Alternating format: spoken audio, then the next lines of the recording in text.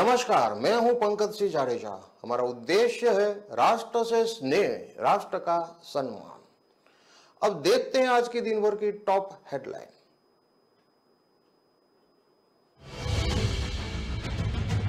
देवरिया में मकान गिरा, परिवार के 3 लोगों की मौत, पति पत्नी और 2 साल की बेटी की मलबे में दबकर जान गई, बुजुर्ग मां घायल।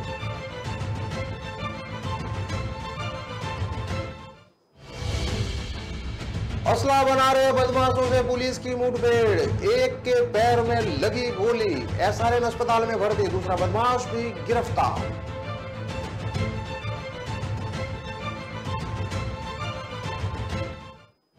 सुकेत पंचायत के फरमान के विरोध में उतरा बजरंग दल, पंचायत ने मोहर्रम के दिन हाट में दुकानें खोलने पर लगाई थी पाबंदी।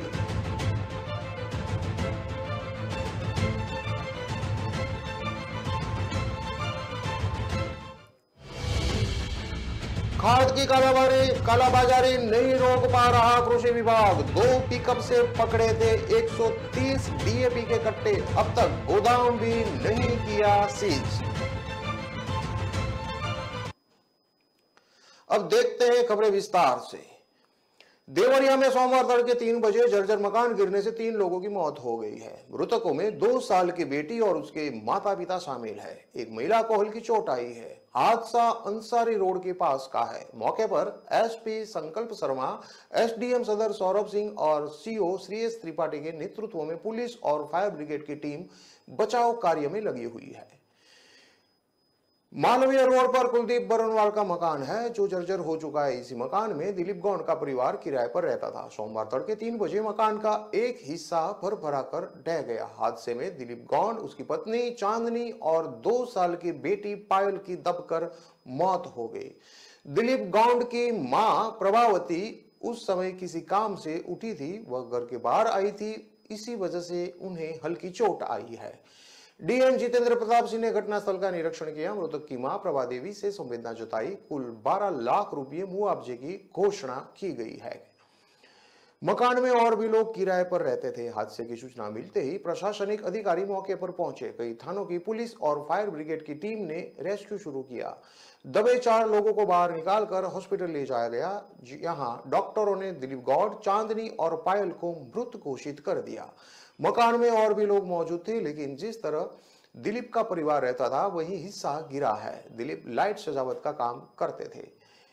आसपास के लोगों का कहना है कि मकान लगभग 100 साल पुराना है। इसमें दिलीप का परिवार लगभग 50 साल से किराए पर रहता था। किराएदारी को लेकर इन लोगों को मकान मालिक से कुछ विवाद भी चल रहा है। दिलीप लाइट सजावट का काम करता था तो उनकी पत्नी लोगों के घरों के काम देखती थी। एसपी संकल्प शर्मा ने बताया कि हादसे के बाद तत्काल रेस्क्यू कर 4 लोगों को हॉस्पिटल ले जाया गया, जहां 3 लोगों को डॉक्टरों ने मृत घोषित कर दिया। शवों का पोस्टमार्टम कराया जा रहा है। प्रयागराज में अवैध असला बना रहे बदमाशों से रविवार देर रात पुलिस के साथ मुठभेड़ हुई। पुलिस की ओर से की गई जवाबी कार्रवाई में एक बदमाश घायल हो गया। उसके पैर में गोली लगी है। पुलिस ने घायल बदमाश को स्वरूप रानी नेहरू अस्पताल में इलाज के लिए भर्ती किया है। वहीं भाग रहे दूसरे आरोपी को पुलिस टीम ने दौड़कर दबोच लिया। पुलिस पकड़े गए आरोपियों के खिलाफ कार्रवाई कर रही है। एसपी सिटी संतोष कुमार मीणा ने बताया कि रविवार देर रात पूर्रा मुफ्ती थाने की पुलिस टीम की ओर से केंद्रीय विद्यालय मनोरी के पास चेकिंग की जा रही थी। इसी दौरान मुखबिर ने सूचना दी कि यहां सरपति झाड़ियों के बीच आग जलाकर अवैध असले बनाए जा रहे हैं। इसकी सूचना पर तत्काल पुलिस टीम वहां से रवाना हो गई। ईंट भट्टे के पास गाड़ी खड़ी कर पुलिस टीम पैदल आगे बढ़ी तो देखा कि 2 लोग आग के पास बैठे हैं। हथौड़े से कुछ बनाया जा रहा है।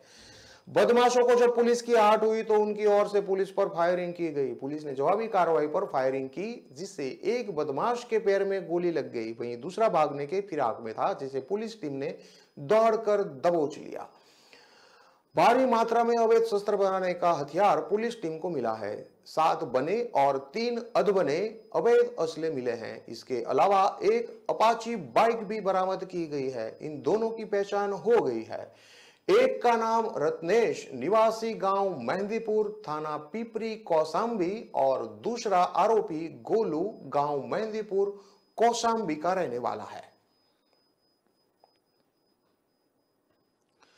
कोटा की सुकेत ग्राम पंचायत के फरमान का हिंदू संगठनों ने विरोध जताया है। बजरंग दल पंचायत के फरमान को मुस्लिम तुष्टीकरण को बढ़ावा देने वाला और हिंदू समाज के साथ भेदभावपूर्ण व्यवहार करने वाला बताया है।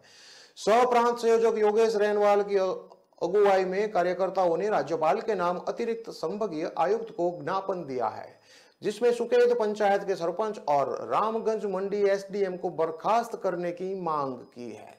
बजरंग दल सह प्रांत संयोजक योगेश रेनवाल ने बताया कि सुकेत में मुहर्रम पर सरपंच के माध्यम से ग्राम पंचायत के अधिकृत लेटर पैड पर एक स्पेशल गैर संवैधानिक तुगलकी फरमान निकाला था, जिसमें मुहर्रम के जुलूस के कारण गांव के हाट में दुकानें खोलने पर पाबंदी लगाई गई थी। साथ ही दुकान खोलने वालों को कानूनी कार्रवाई की धमकी भी दी गई थी।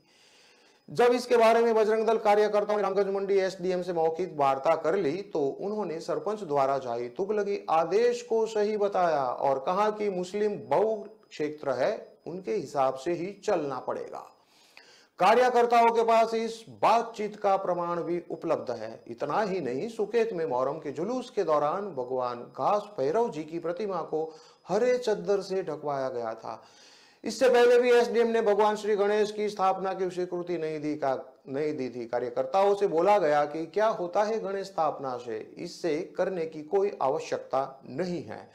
साथ ही हिंदू समाज को धमकी दी गई थी कि शोभा यात्रा में डीजे बजाया तो उसी समय उठाकर हवालात में डाल दिया जाएगा। रेनवाल ने कहा कि कांग्रेस सरकार की मुस्लिम तुष्टीकरण नीति को बढ़ावा देते हुए कोटा जिले के रामगंज मंडी के एसडीएम द्वारा रामगंज मंडी, सुकेत, मोडक और चेचट में हिंदुओं के त्योहारों पर भेदभावपूर्ण व्यवहार किया गया है। उन्होंने ज्ञापन देकर सुकेत पंचायत के सरपंच और रामगंज मंडी एसडीएम को बर्खास्त करने की मांग की है। कार्रवाई नहीं होने पर उग्र आंदोलन की चेतावनी भी उन्होंने दी है। टोंक जिले में खाद की कालाबाजारी और जमाखोरी रोकने को लेकर किए जा रहे प्रयास नाकाफी साबित हो रहे हैं। रात का अंधेरा होते ही इस अवैध कारोबार से जुड़े दुकानदार अच्छा मुनाफा लेने के लिए खाद को गाड़ियों में भरकर बाहर बेच रहे हैं, लेकिन कृषि विभाग के जिम्मेदार अधिकारी इसको लेकर गंभीर नहीं हैं। विभाग के अधिकारियों की कार्यशैली पर सवाल उठ रहे हैं। इसका ताजा उदाहरण 2 दिन पहले सौंप कस्बे में हुई पुलिस की कार्रवाई के बाद देखने को मिला। सौंप पुलिस ने खाद बीज की दुकान के गोदाम से डीएपी खाद भरते एक पिकअप और पिकअप के कट्टे भरकर ले जा रही एक और पिकअप को जब्त किया था। इन दोनों पिकअप से पुलिस ने 130 कट्टे डीएपी खाद के जब्त किए थे। पुलिस ने कृषि विभाग के अधिकारियों को थाने बुलाकर कार्रवाई की जानकारी दी थी। इसके बाद भी कृषि विभाग ने न तो गोदाम सीज किया है और न ही कोई अधिकारी मौके पर गया है। किसी भी तरह की कार्रवाई नहीं होने से खाद की कालाबाजारी करने वालों के हौसले बुलंद है। रविवार रात को भी कस्बे से डीएपी खाद से भरी पिकअप निकली हुई थी। ब्लैक में 1800 रुपये तक बेच रहे डीएपी का कट्टा ये लोग बेच रहे थे। ग्रामीणों ने बताया कि खाद की कालाबाजारी करने वाले लोग एक डीएपी के खाद के कट्टे पर 400 से 500 रुपये तक का मुनाफा कमा रहे हैं। एक डीएपी का कट्टा 1350 रुपये का आता है, लेकिन ये लोग उसे करीब 1700 से 1800 रुपये में ब्लैक में बेच रहे हैं। रिश्तेदारों के नाम एंट्री करते हैं रिकॉर्ड मेंटेन। खाद बीज के दुकानदारों के लिए पीओएस मशीन में एंट्री कराना जरूरी है, लेकिन ये लोग सैकड़ों कट्टे अपने रिश्तेदार परिचित के नाम एंट्री कर खाद को रात के समय ब्लैक में निकाल देते हैं। सौंप क्षेत्र में हुई कालाबाजारी को लेकर कृषि विभाग दूनी के सहायक निर्देशक बाबूलाल यादव से जानकारी लेना चाहिए तो उन्होंने कहा कि वो सौंप आकर इस मामले को देखेंगे। कृषि डिप्टी डायरेक्टर राधेश्याम मीणा ने बताया कि खाद की कालाबाजारी और जमाखोरी पर विभाग कड़ी नजर रखे हुए है। अवैध रूप से खाद की बिक्री करते पाए जाने पर नियमानुसार कार्रवाई की जाती है।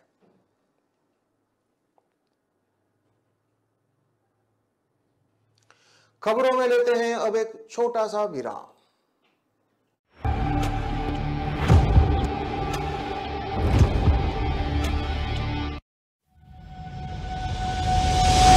लहरों से डरकर नौका पार नहीं होती, कोशिश करने वालों की कभी हार नहीं होती।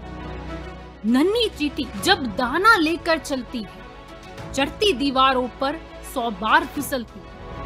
मन का विश्वास रगों में साहस भरता है। चढ़कर गिरना, गिरकर चढ़ना न अखरता है। आखिर उसकी मेहनत बेकार नहीं होती। कोशिश करने वालों की कभी हार नहीं होती। डुबकी या सिंधु में गोताखोर लगाता, जा जाकर खाली हाथ लौट कर आता। मिलते नहीं सहज ही मोती गहरे पानी में, बढ़ता 2 गुना उत्साह इसी हैरानी में। मुट्ठी उसकी खाली हर बार नहीं होती। कोशिश करने वालों की कभी हार नहीं होती। असफलता एक चुनौती है, इसे स्वीकार करो। क्या कमी रह गई देखो और सुधार करो। जब तक न सफल हो नींद चैन को त्यागो तो, संघर्ष का मैदान छोड़कर मत भागो तो। कुछ किए बिना ही जय जयकार नहीं होती। कोशिश करने वालों की कभी हार नहीं होती। कुछ नया करो।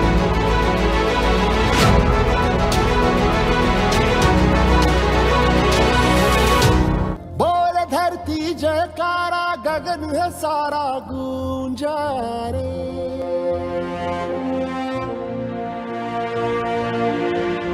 जग में लहराया न्यारा ध्वज है हमारा ऊंचा रे।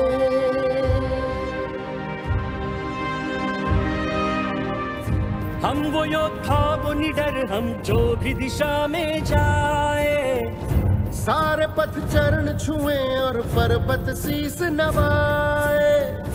रास्ते से हट जाए नदियां होके हवाए। हम है जियाले जीतने को, हम रण में उतरते हैं। हम सूरज है अंत, हम ही रातों का करते हैं। जो रक्त है तन में बहता, वो हमसे है ये कहता। सम्मान के बदले जान भी दे तो नहीं है घाटा रे। युग युग की जंजीरों को हमने ही काटा रे। बोल उठा ये जग सारा, जय हो युग की जंजीरों को हमने ही काटा रे।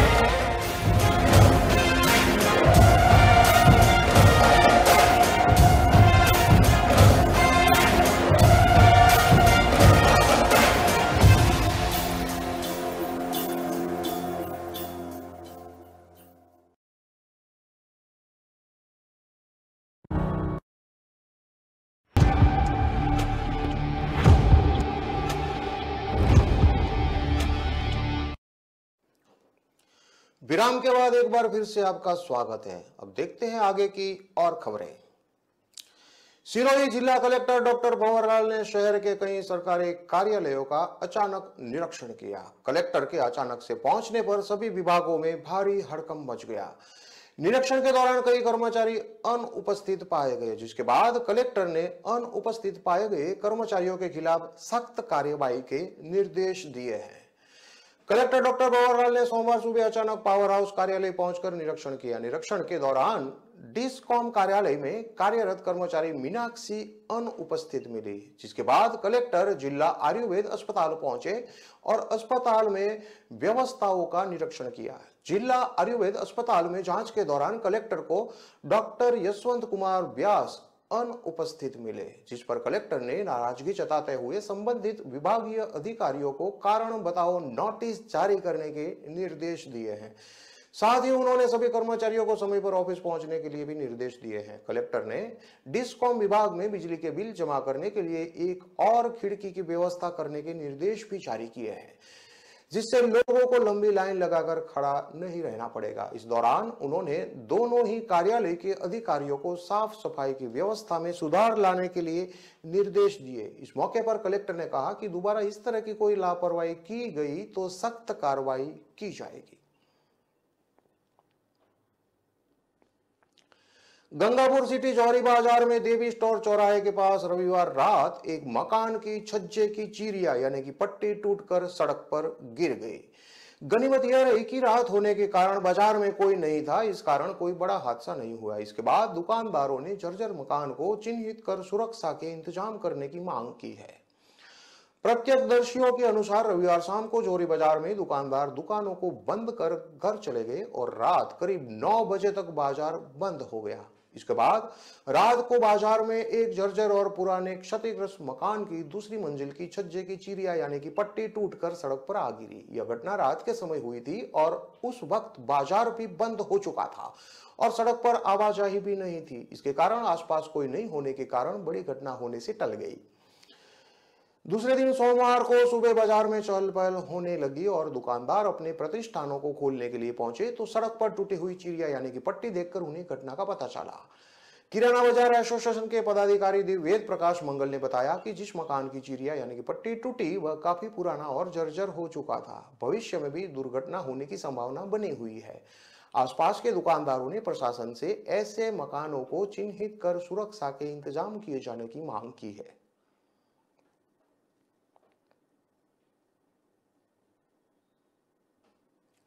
दौसा जिले के मानपुर कस्बे में प्राइवेट स्कूल की हेडमास्टर के साथ मारपीट के मामले ने तूल पकड़ लिया है। आरोपियों की गिरफ्तारी की मांग को लेकर सोमवार को स्कूल के बच्चों ने मानपुर बाजार में नारेबाजी करते हुए विरोध रैली निकाली। इसके बाद करीब 2 किलोमीटर पैदल चलकर स्कूल में छोटे बच्चे मानपुर पुलिस थाने पहुंच गए। हाथों में स्लोगन लिखी तख्तियां लेकर हेडमास्टर दीपिका मीणा को न्याय देने की नारेबाजी करते हुए बच्चे पुलिस थाना परिसर में धरने पर बैठ गए। एकाएक दर्जनों स्कूली बच्चे के थाने में पहुंचने पर पुलिसकर्मी में भारी खलबली मच गई। सूचना पर पहुंचे थाना प्रभारी सीतारमन ने समझा कर धरना खत्म करवाया। वहीं स्कूल के छोटे बच्चे को कई किलोमीटर पैदल चलवाकर धरने पर बिठाने से नाराज पुलिसकर्मियों ने स्कूल के टीचरों की जमकर खिंचाई की। पुलिसकर्मियों का कहना था कि चिलचिलाती धूप और उमस के बीच बच्चों को इस तरह थाने में लाकर बिठाना बिल्कुल जायज नहीं है। जब मारपीट के मामले में आरोपियों के खिलाफ प्रकरण दर्ज हो चुका है और डिप्टी एसपी संतराम मीणा मामले की जांच कर रहे हैं, ऐसे में मेडिकल और बयान दर्ज करने की कार्रवाई होने से पूर्व ही आरोपियों की गिरफ्तारी को लेकर इस तरह धरना प्रदर्शन करना ठीक नहीं है। इसके बाद पीड़िता हेडमास्टर के पति रामकेश मीणा के नेतृत्व में थाना इंचार्ज को ज्ञापन देकर आरोप खिलाफ कार्रवाई की मांग की। शनिवार को हुई थी ये मारपीट की घटना। आपको बता दें कि मानपुर कस्बे की प्राइवेट स्कूल की हेडमास्टर दीपिका मीणा के साथ शनिवार को आधा दर्जन युवकों ने लाठी डंडों से मारपीट कर दी थी। मारपीट की घटना में घायल हेडमास्टर के सिर में चोट आने से वह गंभीर रूप से घायल हो गई, जिसका दौसा जिला अस्पताल में इलाज चल रहा है। वहीं घटनाक्रम के बाद पीड़िता ने मानपुर पुलिस थाने में नामजद रिपोर्ट दर्ज करवाई थी।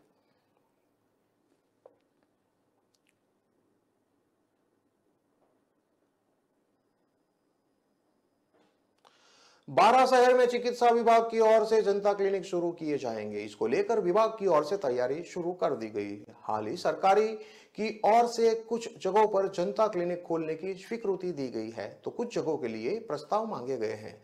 12 में पहले फेज में 2 जनता क्लिनिक खोलने की स्वीकृति मिली है। इसके लिए जिला प्रशासन, चिकित्सा विभाग और नगर परिषद की टीम की ओर से जगह चिन्हित की जाएगी। सीएमएचओ डॉक्टर संपत राज नागर ने बताया कि योजना को लेकर कई बदलाव किए गए हैं। नई गाइडलाइन मिलने के साथ ही विभाग की ओर से जनता क्लिनिक को लेकर तैयारी शुरू कर दी है। इसके तहत हाल ही में सरकार ने 12 शहर में 2 शहरी स्वास्थ्य कल्याण केंद्र की प्रशासनिक और वित्तीय स्वीकृति जारी कर दी है।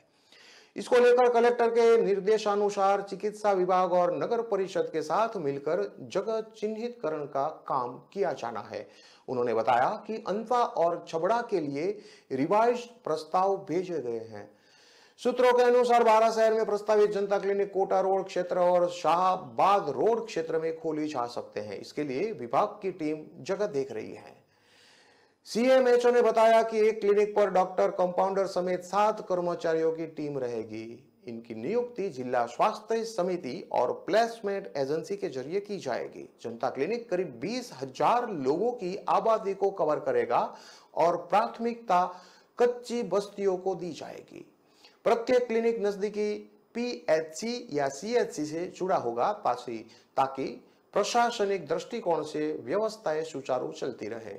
शुरुआती दौर में जनता क्लिनिक पर निशुल्क जांच योजना के तहत 8 तरह के टेस्ट हो सकेंगे। इसमें हीमोग्लोबिन, मलेरिया और dengue card test, blood sugar, VDRL rapid test, HIV card test, urine albumin sugar, urine pregnancy test शामिल है। इसके अलावा सरकार की निशुल्क दवा योजना में शामिल जरूरी दवाएं भी यहां निशुल्क मिल सकती है।